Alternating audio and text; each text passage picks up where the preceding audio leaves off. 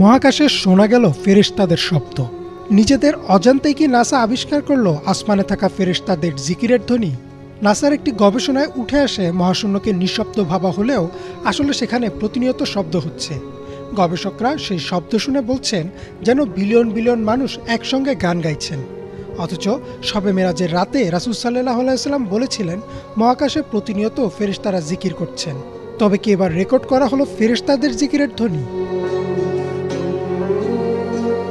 আবু দার রাদিয়াল্লাহু তাআলা আনহু বলেন, রাসূল সাল্লাল্লাহু আলাইহি ওয়াসাল্লাম যখন মিরাজ থেকে ফিরে আসেন তখন তাকে প্রশ্ন করা হয়, আপনি আকাশে কি দেখেছেন বা কি শুনেছেন? উত্তরে তিনি বলেন, আমি যা দেখেছি তোমরা তা দেখো না, আর আমি যা শুনেছি তোমরা তা শুনো না। আকাশে প্রচণ্ড কাঁপুনির শব্দ হচ্ছে, আর তা হওয়ার কারণ আছে। আকাশে 4 আঙ্গুল পরিমাণেও জায়গা খালি নেই। সবখানেই ফেরেশতারা সিজদায় আছেন আর আল্লাহর জিকির করছেন। রাসূল সাল্লাল্লাহু আলাইহি ওয়াসাল্লাম হাদিসটিতে প্রচণ্ড ঝাঁকুনির মতো শব্দ হচ্ছে বলেন। আগে ধারণা করা হতো মহাকাশ যেহেতু একটি বায়ুশূন্য স্থান, তাই সেখানে শব্দ হওয়া সম্ভব না।